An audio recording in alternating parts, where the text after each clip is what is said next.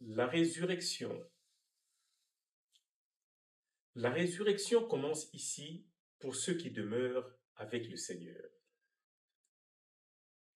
pour ceux qui cheminent avec le Seigneur.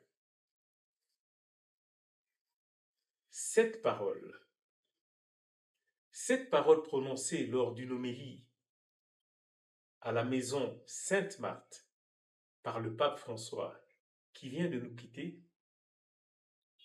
souligne que la résurrection n'est pas seulement un événement futur, mais elle est une réalité qui commence dès maintenant pour ceux qui vivent en communion avec le Christ. Paix à l'illustre âme de notre Saint-Père, le pape François.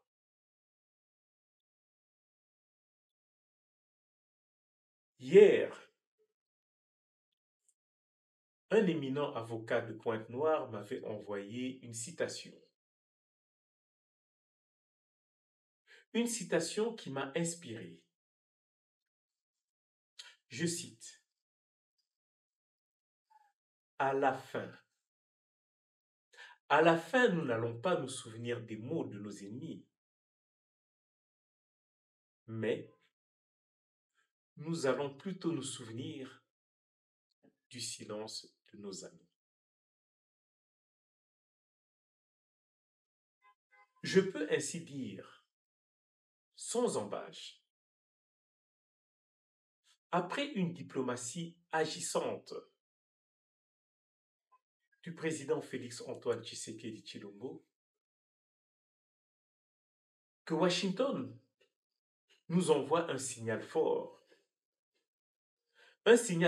à travers ses envoyés spéciaux, je cite, Massad Boulos et Corina Sanders.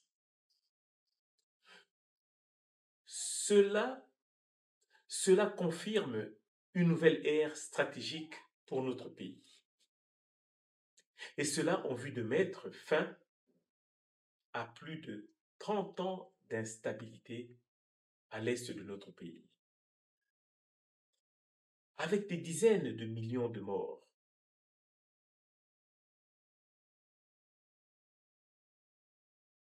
Au début de son mandat,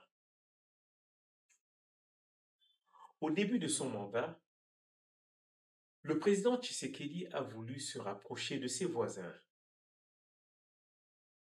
à l'instar de l'Allemagne et de la France après la Deuxième Guerre mondiale. Cela pour un partenariat gagnant-gagnant. Et c'est cela qui explique sa main tendue, notamment au Rwanda au départ, ainsi qu'à tous les autres pays voisins, parce que nous en avons 9. Mais hélas, avec le Rwanda, cela n'a pas marché.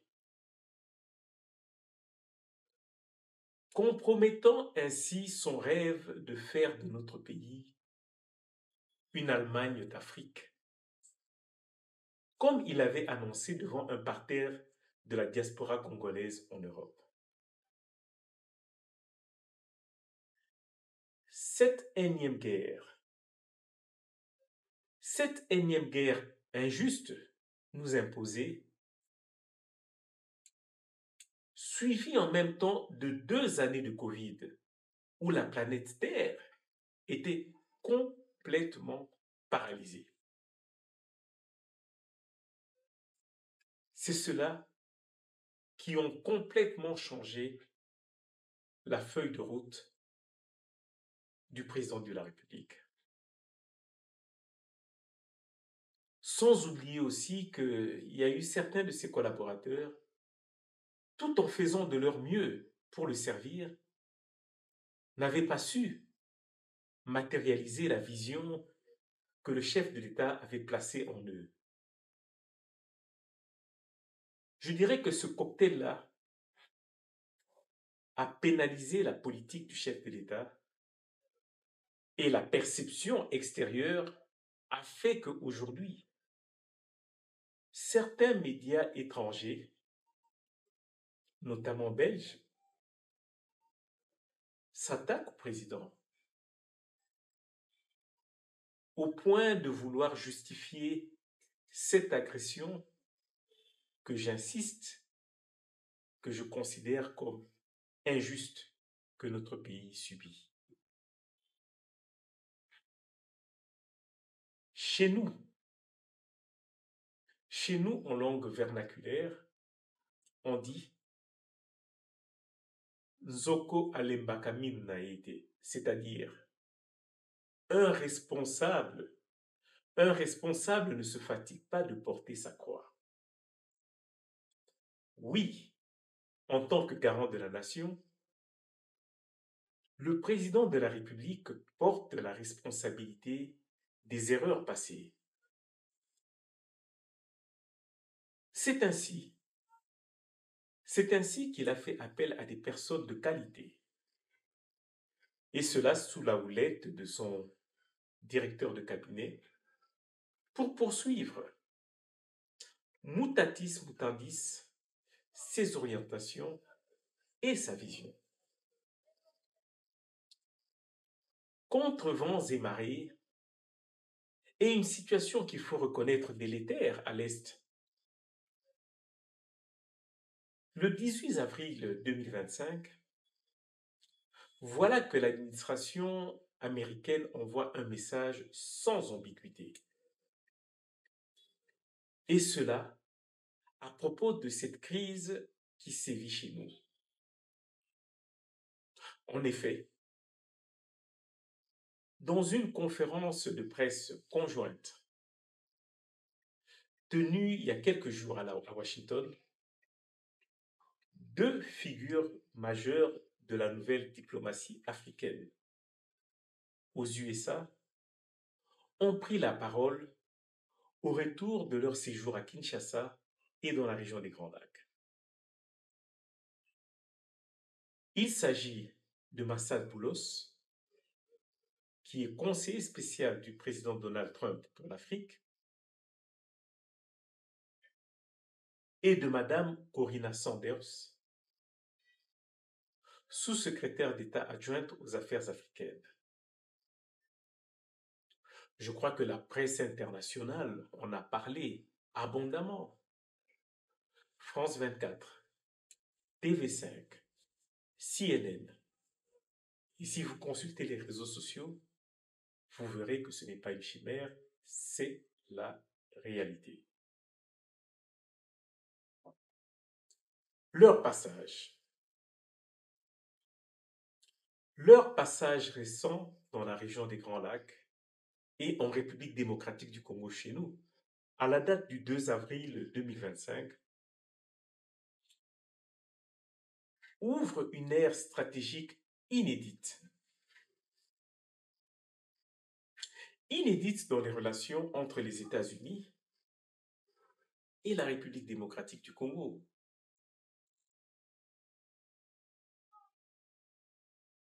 Comme certaines personnes averties et avisées peuvent le constater, cette visite n'était donc pas anodine. Et je dirais après une diplomatie agissante du président Félix Tshisekedi.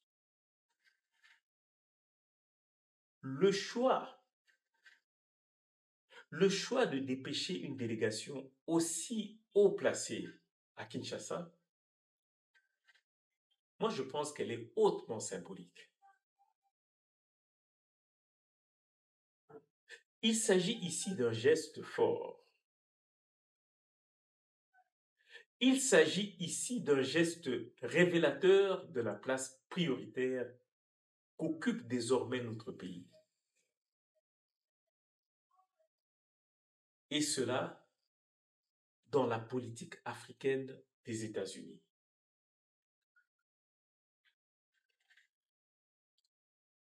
Ce déplacement a traduit une volonté claire,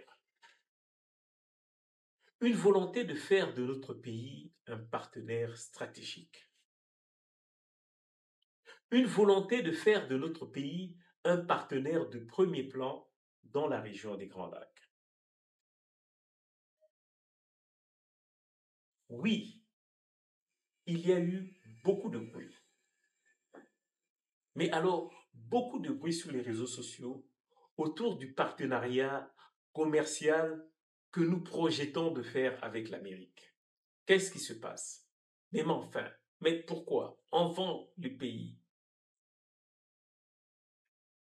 Cependant, permettez-moi de vous projeter 80 ans plus tôt. C'est-à-dire en 2025, je vous ramène en 1945.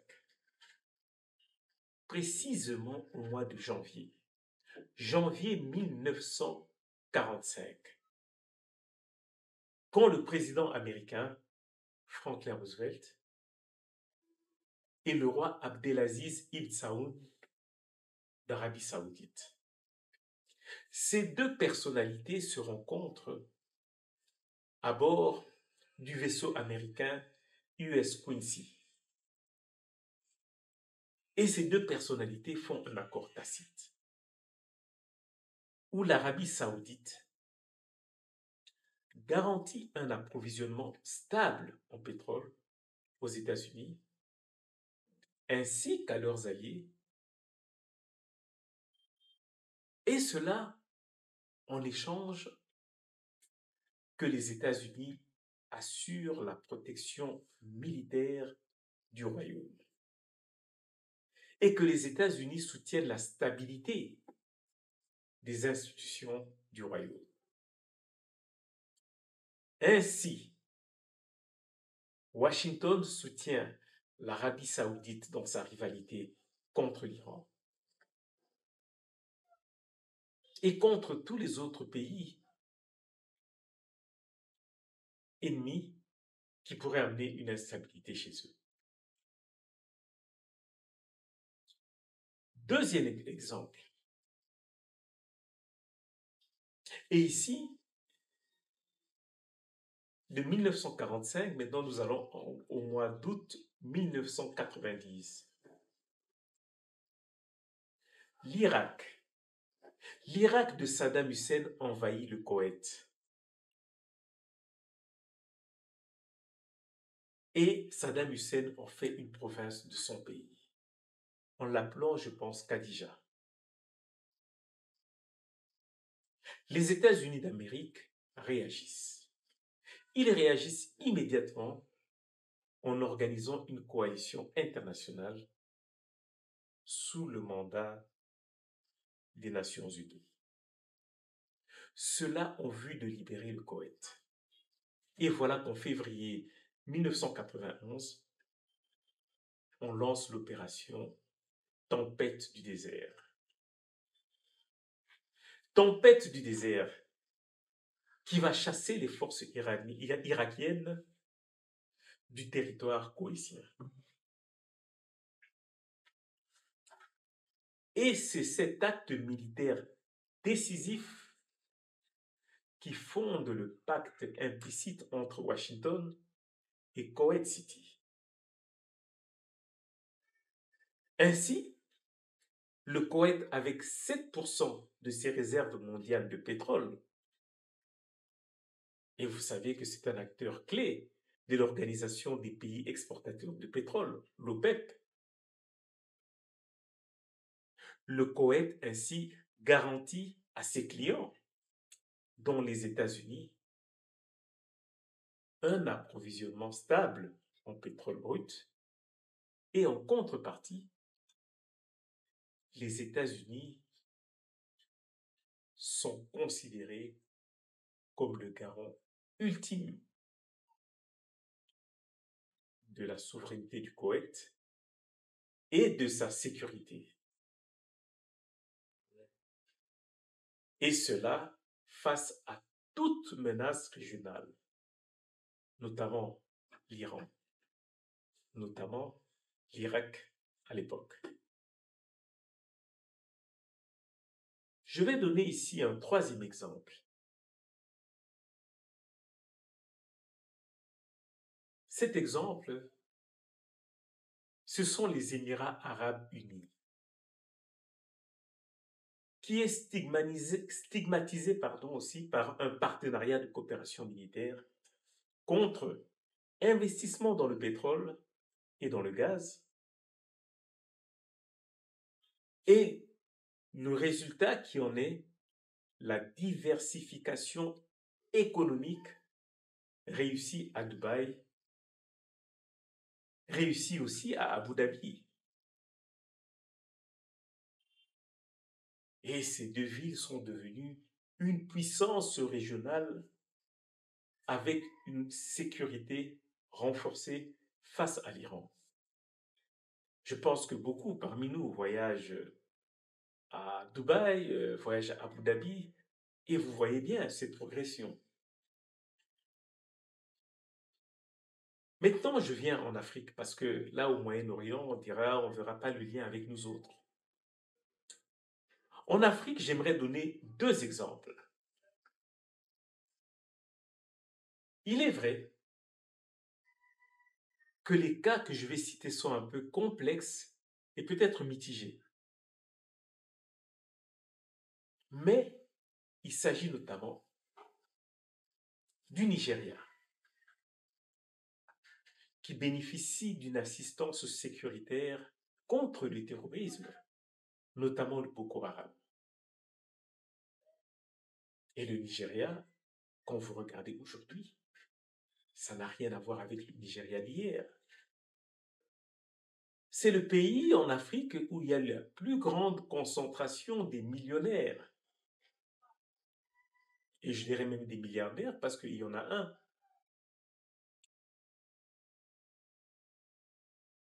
bien connu qui est dans la cimenterie et qui est parmi les plus riches. Je vais un peu plus loin, donc le deuxième exemple au niveau de l'Afrique. Il y a aussi notre voisin, ce pays avec lequel nous partageons la plus grande frontière. Je parle ici de l'Angola, dont les investissements américains post-guerre civile dans les années 2000 sont visibles. Et cela particulièrement dans le secteur pétrolier, qui a permis une stabilité et un décollage fulgurant. À titre d'exemple, de manière concrète, je dirais que il y a un vol direct entre Luanda et Houston, Houston et Luanda depuis plusieurs années. Cela sont tambours ni trompettes. Et quand vous allez à Luanda, mais vous voyez pas mal d'Américains parce qu'il y a ces investissements-là. Après ces exemples clairs, je pense que nous devons faire confiance à notre président de la République en cherchant à sécuriser notre pays tout en matérialisant son développement. À l'instar des exemples énoncés tout à l'heure, j'ai donné 3 au Moyen-Orient et 2 en Afrique. J'aimerais ici, au-delà de ce qu'on lit sur les réseaux sociaux, faire appel à notre élan de patriotisme pour que les dignes filles et dignes fils de notre pays puissent se mobiliser autour de sa vision. Cela afin que nous puissions avoir la paix. Nous avons besoin de paix dans notre pays et nous avons besoin de mettre fin à plus de 30 ans de guerre que je considère inutiles et qui déciment des millions de nos populations. Ainsi, Pour revenir à la mission conduite par Massadopoulos, puisqu'il s'agit de cela, et de Madame Corinna Sanders, je dirais ici que leur mission repose sur deux piliers. Deux piliers qui sont complémentaires. Le premier, c'est celui de la paix. Et le deuxième, c'est celui de l'investissement. Du côté américain, la stratégie est claire. Elle est claire et elle est limpide. Sécuriser les zones minières. Finir avec l'instabilité chronique dans les Kivu. Et ouvrir la voie à un flux massif d'investissements américains. En particulier dans le secteur minier où la République démocratique du Congo a l'impérium avec les métaux rares et précieux. Je dois ici saluer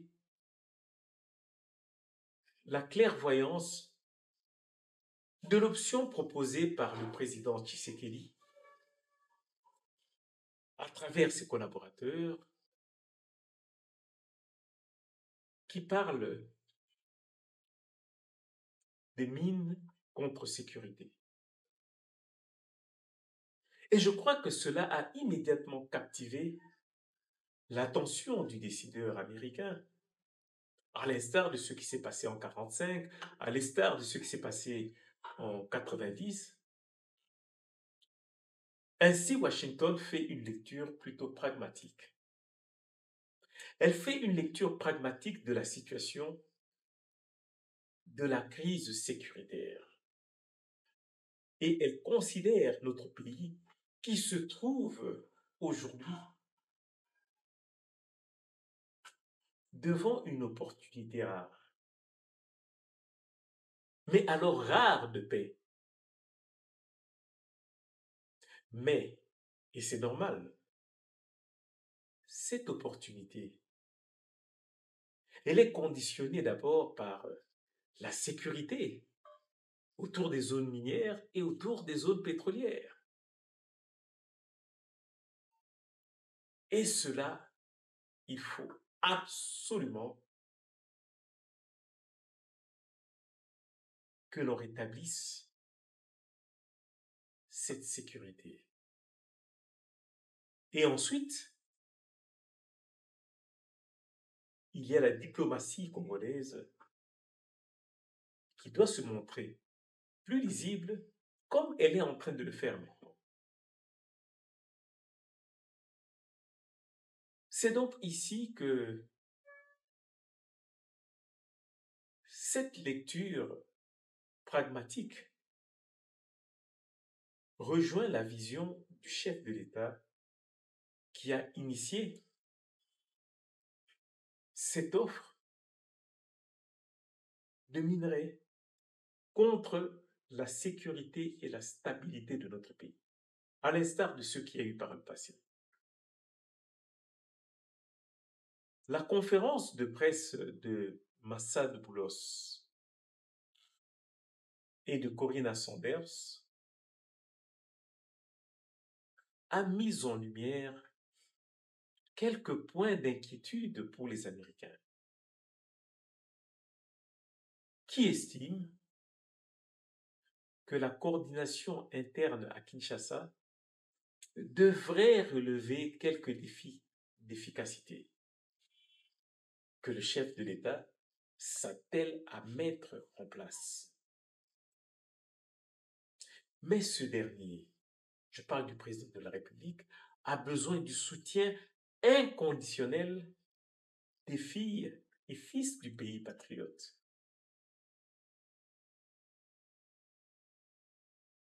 Il s'agit ici notamment d'assurer un bon réseautage des canaux de communication entre les institutions pour une meilleure visibilité de notre pays, et cela auprès de ses partenaires.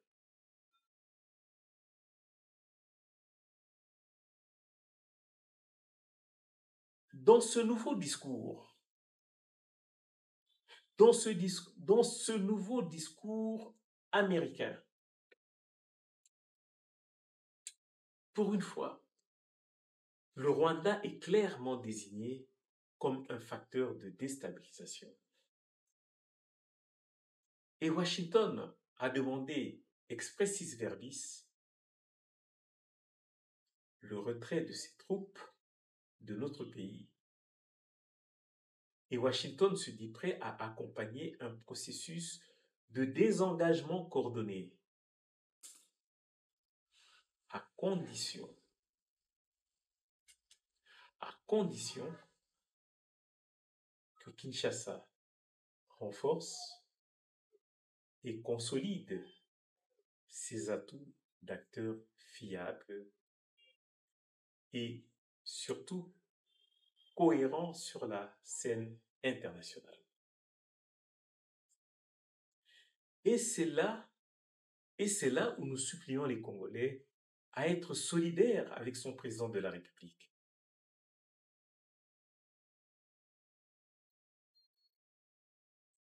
Donc ici, il y a un partenariat à structurer rapidement.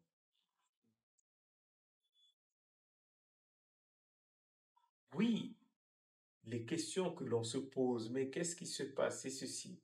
Et moi, je dirais que l'accord minier devant lier notre pays et les États-Unis, qui reste encore à formaliser.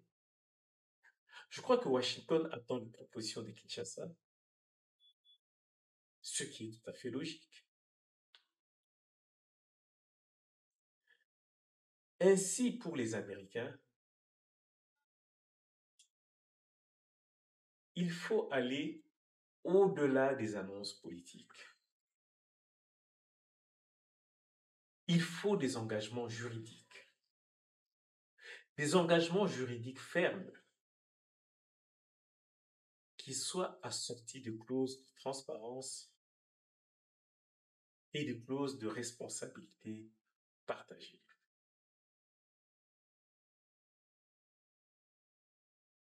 Pour notre part, c'est-à-dire que notre pays est appelé à démontrer notre capacité à sécuriser les circuits d'extraction, à lutter contre les trafics et à construire un cadre attractif et stable pour les investisseurs.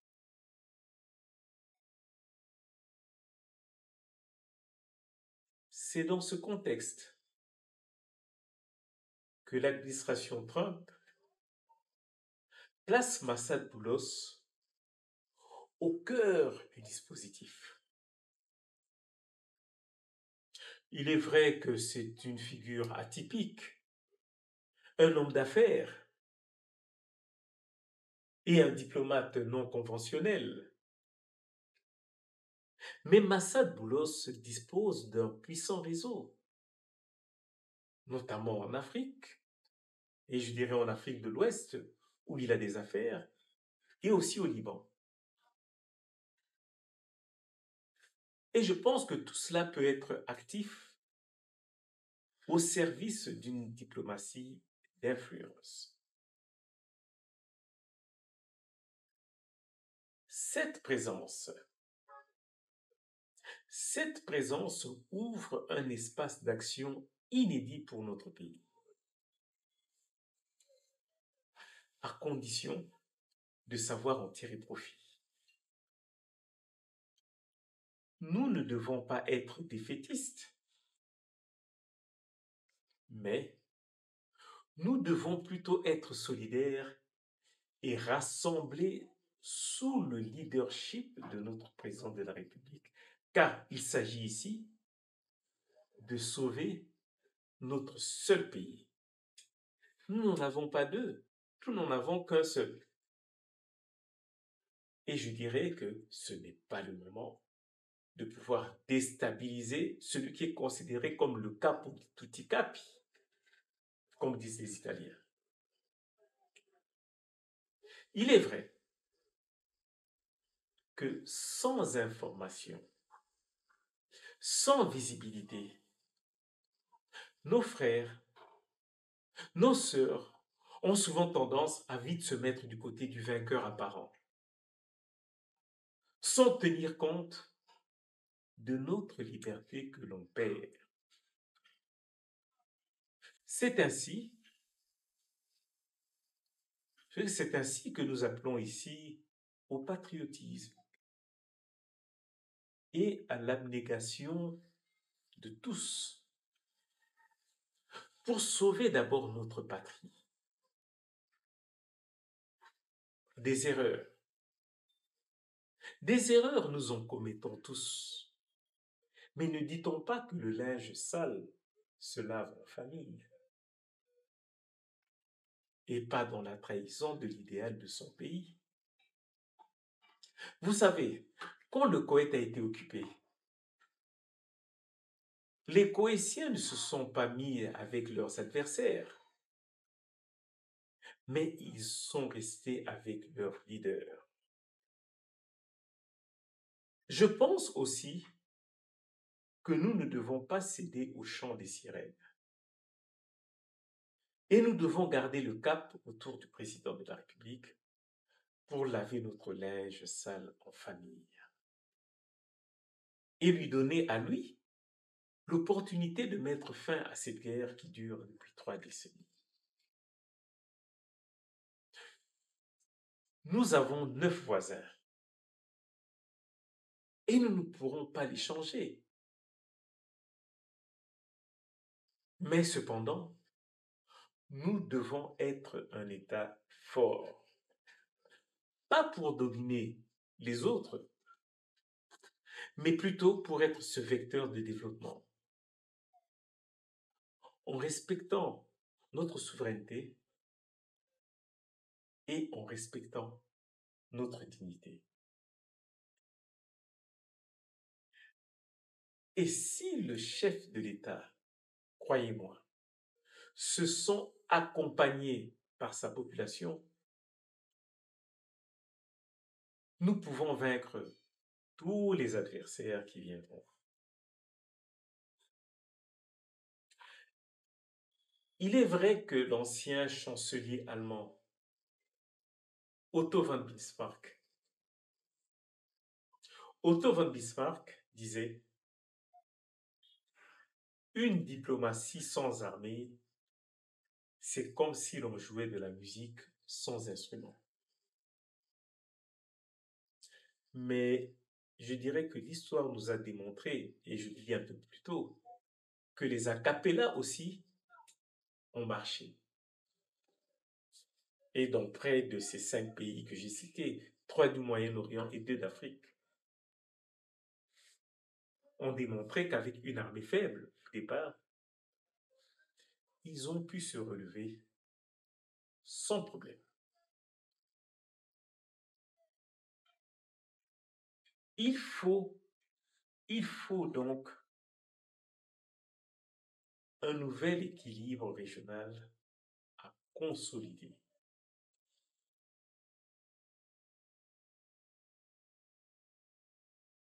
Je passe sur un autre registre. Dernièrement, nous avons suivi que l'Angola,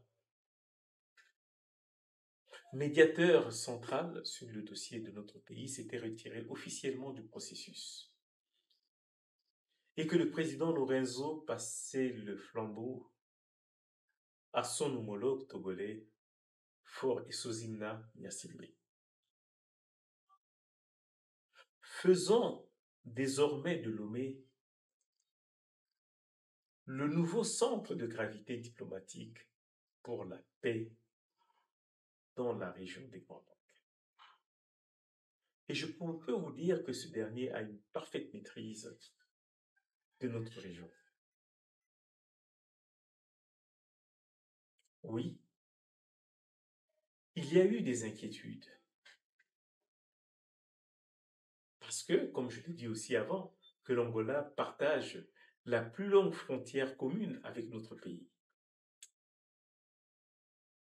Mais le président Lorenzo, qui préside désormais l'Union africaine, il ne pouvait plus être juge et parti. Là où il doit être l'arbitre de tout un continent. C'était donc normal de pouvoir passer la main. Il faut avoir à l'esprit, et c'est important de savoir que nos relations RDC-Angola sont au beau fixe, surtout au niveau bilatéral. Et j'en donne pour preuve que le président Tshisekedi était à Luanda le mercredi 26 mars dernier.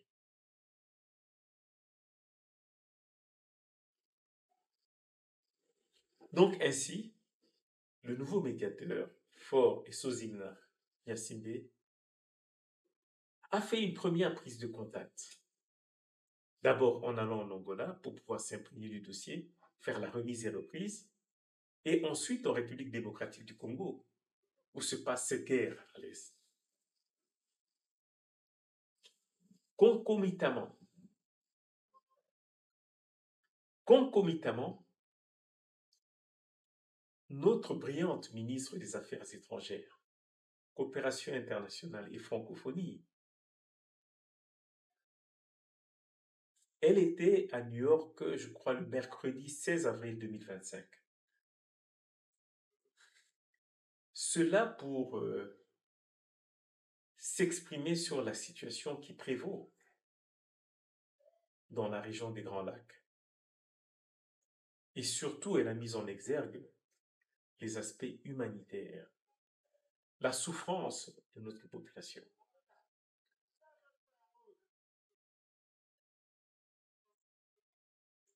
Et cela, je dirais que c'est le suivi des actions menées au mois de février 2025. Moi, je dirais ici qu'il faut retenir, en parlant du mois de février, et selon les experts des Nations Unies, qui disent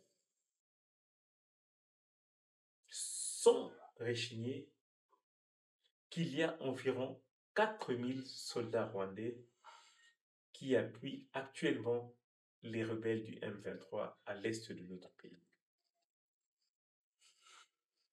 Et l'ONU a insisté sur la nécessité de retirer les combattants du M23 des zones qu'ils ont occupées, y compris des villes stratégiques telles que Goma et Bukavu. D'ailleurs, aujourd'hui, quand vous allez dans les alimentations à Kinshasa, les fromages de Goma, on ne voit plus cela parce que le pays est coupé. Et c'est ainsi qu'à la date du 21 février, et je reviens, j'insiste, 2025, le Conseil de sécurité avait adopté à l'unanimité la résolution 2773. Cette résolution qui condamne directement le Rwanda pour son soutien à l'offensive du M23 dans l'est de notre pays. Et cette résolution, parce que quand on dit mais résolution 2773 ou 2773, réclame, comme disent les catholiques, urbi et orbi, le retrait immédiat de ces troupes-là. La même résolution appelle aussi le M23 à cesser les hostilités en République démocratique du Congo et réclame que le Rwanda mette fin à son soutien. Voilà en quelques mots l'évolution de la situation.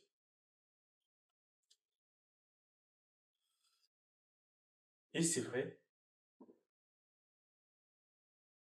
il y a beaucoup d'inquiétudes.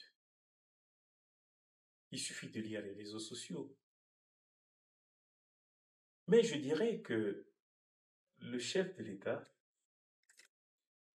et son gouvernement ne dorment pas. Il faut maintenant que notre population prenne conscience. Elle doit prendre conscience en soutenant son gouvernement, en soutenant son armée, cela en vue de pacifier l'Est de notre pays. Cela afin d'arrêter les pillages systématiques qui s'y passent, pour davantage encourager nos vaillants soldats, notre population qui souffre, et aussi réconcilier, réconcilier ceux qui se sentent ou se sentent incompris. À ce stade, à ce stade, la posture américaine, je dirais qu'est un grand pas. Un grand pas qui fait partie intégrante de la dynamique du président de la République. Soutenons-la. Soutenons-la afin de ramener définitivement la paix et l'espoir pour notre beau et grand pays.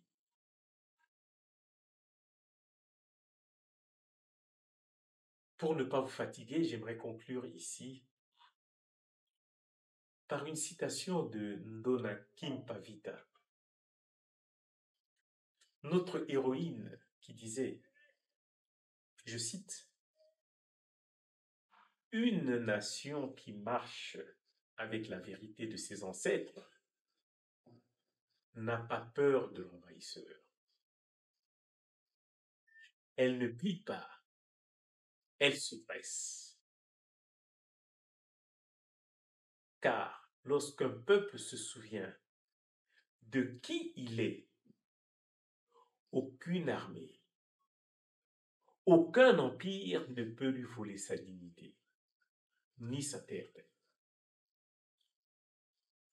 C'est cela l'esprit de Kimpavita. Se lever, lutter et ne jamais trahir sa lumière. Fin de citation. C'est ainsi que j'aimerais conclure et je conclus. D'abord en vous remerciant de m'avoir suivi religieusement et ensuite